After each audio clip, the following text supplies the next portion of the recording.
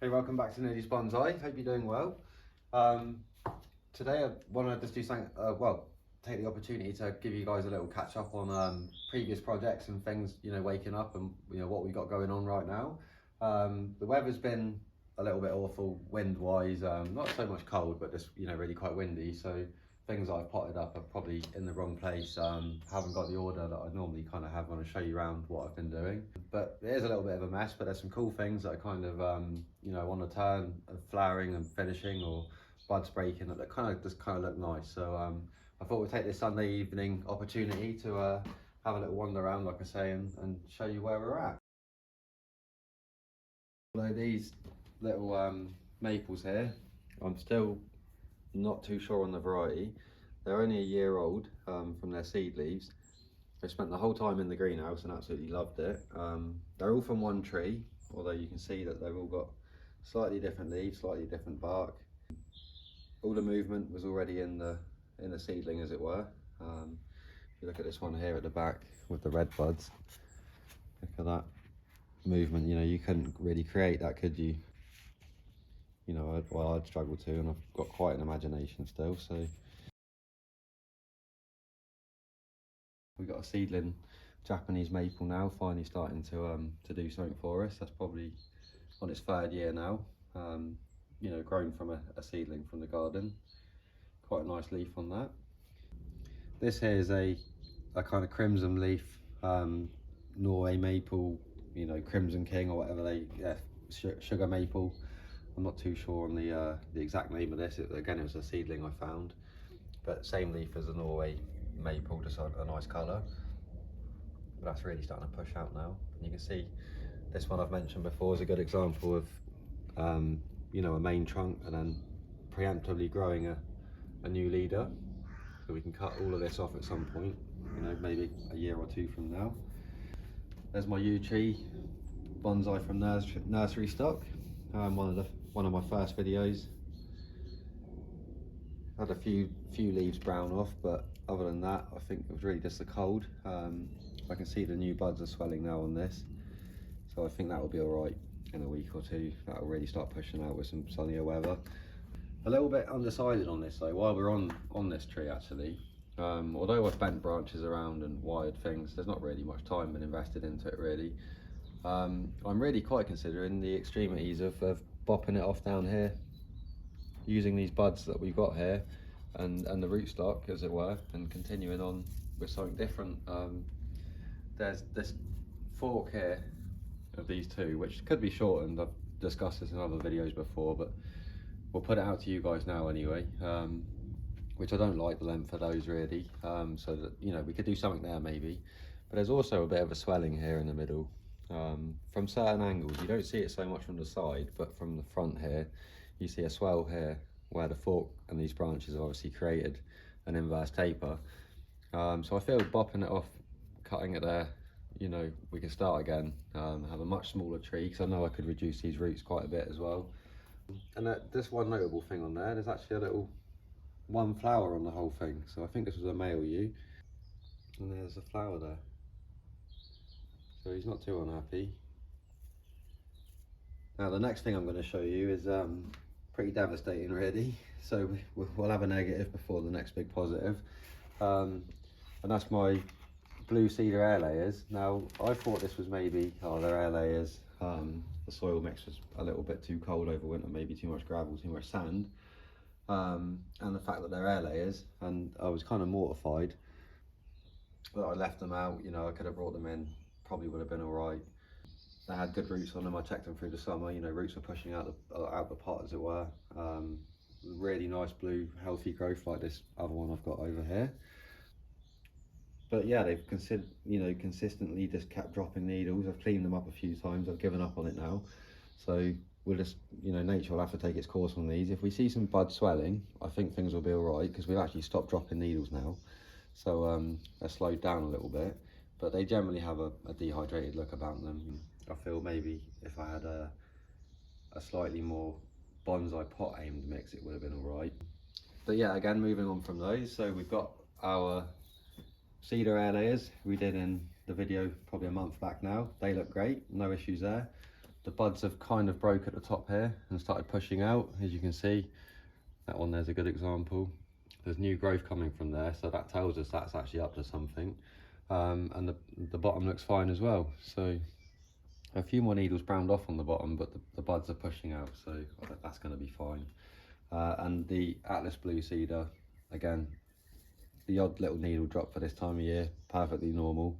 But a picture of health versus the air layers there, and even the air layer that we've taken is looking fine. So onto a big success then, shall we say, although I haven't exposed it yet and seen the overall finished project, is the Forsythia air layer. So last year we dug this up out of my parents' garden. They wanted to do away with it. It's probably 30 years old really, this stump. I think I put it as 25, but it's probably pushing 30.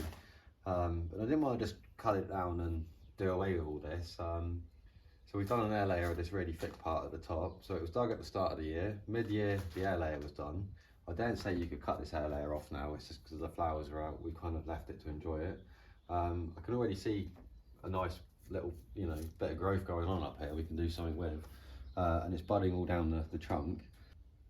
So maybe I've got to get somewhere with these projects in the end. As much as I'd like to take another air layer off of that, if this one's good enough to do something with, then maybe we'll take one more off of here. Obviously I'm lucky enough to have use of this facility here, but I don't own it, so I don't know when time will be called on it, as it were. So as much as I'd love to take 2 more decent air layers off this, and I'd more than happily carry on with that, I want to kind of get somewhere with a stump, so I can tell whether that's going to be a usable bonsai or not. But yeah, that's looking really, really good. Just need to wait for a few more new whiter roots to push out, because I guess the cold's capped a few of these back. I've kept a real close eye on the watering with this one, and wait for a few leaves to push out and these flowers fall away, which is starting to happen now, and we'll be able to sever that and get it on its way, and see how that experimental air layer went, because we tried to make obviously a bit more root flare on this one. I've got a couple of other sycamores here, just with nice movement. They need growing on a lot more to get them a bit bigger, but there's some really nice movement there. I did notice on here, the minute buds come out and the sap rises, there's aphids straight away. Probably the greenhouse environment's helping them along there, so we'll have to get a mild washing up liquid there just to nip them in the bud. And this is pretty cool as well when it comes out in leaf. I'm hoping it carries on the same pattern it has done. This is a ash tree, but the leaves that would normally be compound are made up of 7 little leaves. This one tends to have 1 or 3, so it's quite unusual, and it's way beyond kind of when an ash tree seedling gets to that thickness, normally you've got that kind of compound leaf, maybe 5 showing itself, but this only has 1, so or 1 to 3, sorry, but 1 more than not. So that's unusual on it, by itself there. So ash trees not really bothered with bonsais because they've got to be huge to be credible, but that one might have some potential, and a rare seedling at that, if not. I have a chunky Calicarpa there as well that I dug up out of the garden the other year. I'm just going to let this thing just literally grow wild now for maybe this year, see how we can see what bits come to life, then we can grind back some of those wounds as well, and see where we can go with this. I think it's gonna have to be a small clump style thing. I have these junipers here from a previous video just gone by. Quite an interesting substrate we used on these, so maybe go back and have a look at that video if you haven't seen it. These are kind of an ongoing thing as well that some of you might be familiar with.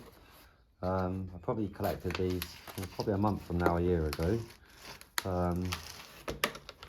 Loads of little Japanese maple seedlings that just got dumped in here because they were literally, seed leaf size. They wouldn't have, they probably would have rotted off if you put them straight in the compost.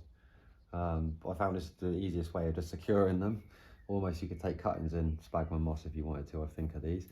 But yeah, look, those are new white roots under there. Healthily pushing out. I kind of missed the boat on potting these up, although I thought I could maybe just get a pair of scissors and cut little squares or whatever around them and put them in a perlite and compost mix if I wanted to. Yeah, some interesting leaves.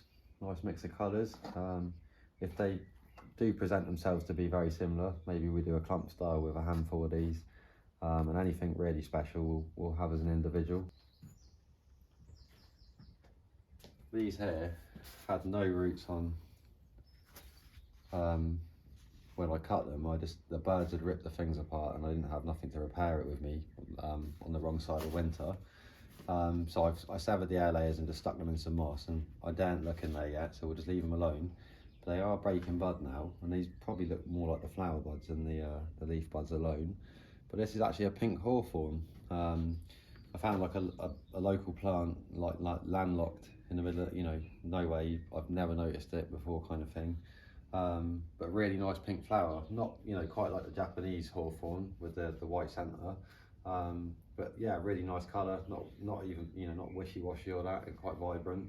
So I took a couple of air layers, hopefully we get one of those to pull through. There's another thing that's kind of cool down here as well. We will get out of this area. These little Oshidori air layers I took last year, absolutely thriving, full of flower there.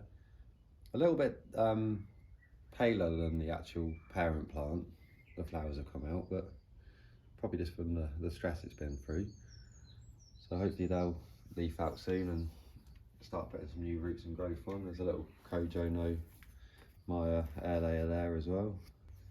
I've got a hornbeam there, which I'm quite happy with. They're starting to come on now. I just blobbed this moss in here the other day. We had some bad wind, and these have just been potted up, another size up as it were, just to grow on a little bit further. So we've got quite a nice bit of movement going on there, and probably a nice place to exit that as well, if we so wish. I just need to see what the leaf size of that looks like again, and maybe reevaluate overall size of what it's going to be. An old oak that I just persevered with. I've had this thing probably 8 or 9 years, had it from way too small, second leaf kind of oak, popped up in the spring, but it has got great roots, an interesting kind of bark and character, but no real movement lower down. But this oak on the other hand, grown from an acorn again, but really started moving, and I haven't discouraged it from doing so. It's just about to break bud as well, so that's kind of nice. I haven't really seen much movement out of the oaks yet, but yeah, really fantastic movement on this one, and a really good Nabari as well. So I think I wanted to really kind of maybe put that up one more pot size and carry on with it a little bit more, before we do another major chop. But probably missed the boat now with that one, with the buds just starting to break on it. So we'll just carry on and just feed it well in the pot it's in. I'm sure it'll be fine. Some of my long-standing viewers will probably be familiar with these white pines. They're all nursery stock plants. I got them ridiculously cheap. They've all got an ugly graft on them, but like I say, the price kind of made me pick a few up. Well, I cleared his bench in fact, and I think they'll be that, in the end they'll be smaller trees. This will probably be some part of the leader here, or that one there. I'm gonna have to maybe remove some of the branches. I don't want to stop some swelling up going up around these points. The tops will just be left as sacrificial parts, and they're looking a lot more full than last year actually. So I think they're moving in the right direction. They're breaking breaking bud nicely there. A couple of pine cones on this one. I pulled them off the other one, but I've missed a few on here. And they've actually got these green sections now between what was just these little brown cones, so they've grown quite a bit in the last few weeks. Probably the most notable thing at the back there is that Prunus Oshidori from Tony's Bonsai Challenge. We give that a bit of stick with the roots last year, and put it in a slightly bigger pot, pruned back some of the junk and made a load of air layers off of it, and that really is looking good this year, considering. And a fantastic double flower on that one. I've got some of my Calicarpas here. These have just had some movement put in them where I can. They're an absolute pain to bend. So you kind of rely on cut and chop or cut and grow kind of method to get some movement in them. I always see, when I type in for specimen Calicarpa bonsais for kind of inspiration, you see some with some crazy kind of tight bends round themselves, and there's something you'd have to definitely do with pruning and kind of get one of these young water shoots and bring it round early or something. There must be a little bit of a technique with those, definitely a fiddly thing. Yeah, these are waking up for sure. They're pushing out some like nice strong kind of shoots there. I think really that's where we need to go with these now. Just let them do their thing. We've got some movement lower down, so let the tops grow sacrificial now and kind of thicken them up a little bit. Nice kind of juniper there. I wired this around early on a few years back. Got a bit excited by the fact I had a juniper whip, you know, a nice straight piece of material. It was a nightmare to bend in a way with the copper wire I had at the time, and I kind of didn't really think about the branch placement very well, so that's now back into a kind of a bigger pot. Going to put some vigor into the roots. You can see the foliage is thriving, it's really healthy, and we'll rethink this one, and maybe even if I have to air layer another section off of it, and do something, you know, completely new down there. Got way too many of these Lonsonaria starters. These are all cuttings last year, so they're only a year old. Like I say, took a load of cuttings. When potting up them for the first time, I introduced some movement where I could on them. Again, quite a hard thing to bend without breaking. Even when you've tried all, you know, this thickness of wire, 2 bits of wire, you know, getting the supple growth, they still want to kind of break on you. But you know, these I've achieved some pretty nice and individual kind of pieces here. So again, as time goes on, we'll filter through them, pick the better ones, and others can just be grown on as garden shrubs. And there's a slightly larger one there. Last year I found this growing in the bottom of the hedge. Made a cut here, as you can see, which is actually healing over quite well. We just need to clean that cut up a little bit further, and grew this new leader, which actually tapers off of that really quite nicely straight away, and we've got some movement in that. So whether we chop it up here or down here somewhere, you know, I'm just going to let this have one more year, I think, and then we'll put this in a fairly small pot, because the leaves are small, it can be a small bonsai. So maybe a year, and that will go into a bonsai pot. A lot of nothing here again, but it will be something one day, hopefully. These are all pines and conifers and things of that nature that I've just simply upscaled the potting. I've put them into a slightly larger pot, undone wires, added wires, various things. So that's the Scotch Pine there with some really crazy movement in there. Another Scotch Pine there, a bit repetitive that one, but actually quite nice. It'll be interesting to see as that swells up with age whether they touch or they push apart a bit. Kind of the unknown, you know, it's kind of logical that they will touch one day, but does it all grow and kind of push itself apart a bit? So yeah, some interesting things there. There's a grand fir. I believe that's a grand fir anyway, that one. Nice bit of movement at the bottom, just something interesting again. And again, you can make a fairly small tree out of that, I would have thought. There's that spruce we've had in previous videos there as well. Well, I've just done a snapped top there for now, and we've encouraged this new leader. I see this caterpillar we've had as well. It bunches up needles. I hadn't noticed it on this one, to be fair, until it's browned it off now. And that tends to be a caterpillar in there, and it seems to bunch up these needles, spin a little web around it, and then eat the buds from inside. So that's not good, so we need to get rid of that. But it's breaking loads of new buds all over, so minus the caterpillar, that is good. This strange bit of grapevine I've got, it's basically just a lump of grapevine. I pruned it really hard last year on the roots, and you can see there's lots of new roots in there as well. So a couple of things going on with that. It looks like it's coming back to life as well, and all three bits are. I didn't really know what to do with this, so I've kind of put some movement in these early on, because you won't, after a while, you won't get them to, you know, they just snap, they're brittle. You won't get no bends in them. So I've done that for now, and whether we prune it back to another bud and do something else, but the main thing is I'm going to put this against the side of the greenhouse, I think, in summer, and just let it grow, and see how chunky we can get those. So recently I've been asked a few times about the yew air layer. Seems quite easy, if I'm honest. There doesn't really seem to be a hard species to air layer. It doesn't take that long either. The top of this one's gone a bit funny for whatever reason, but the bottom is good as gold. Nice green colour there. Hasn't really swollen up. Well, I say that, there's a few there that have swollen up, so there's bud swelling up on it. To be honest with you, I haven't really looked at this since we potted it up in that video. There's not really much I was intending to do with it for now, but you can see there, just where I've lifted that stone up, there's a new root popping out of there. So we will come back to this at some point and decide what we're going to do with it. It's actually got 3 chunks coming up from there. Whether we keep all 3, one of them's a lot slender than the other ones, so we'll have to see where we go with that. But I didn't want to just cut it off and waste it, and I hadn't done a decent new air layer as such, so I felt that was a good one to see, you know, see what they're like and how they behave, and yeah, relatively easy. And another one next to it here as well, which I'm yet to see. Oh, we have got signs of life now as well from this. This is an old-fashioned quince fruit. We've got buds there, you see, starting to swell on this now as well. What we got up here, yeah, a couple of buds there as well. So even the real far up, furthest away from the little rootstock,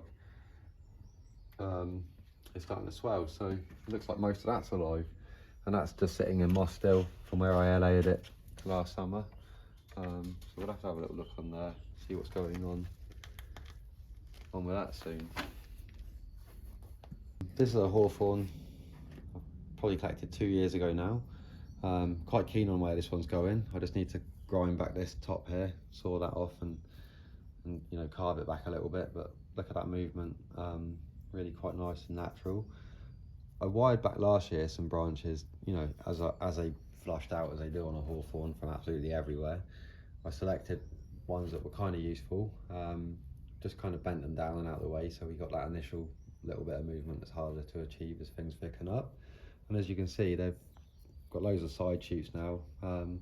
Absolute picture of health, really. I'm leaving all this top on just to thicken it up, but yeah, really healthy growth. I got a few other large ones. I got basically a whole hedgerow I had to pick of, and they kind of look a bit mildewy initially, even opening up, so they'll be fine. But it's just kind of annoying when you when it's spring and they literally open up and a week later they've got a little bit of that on there.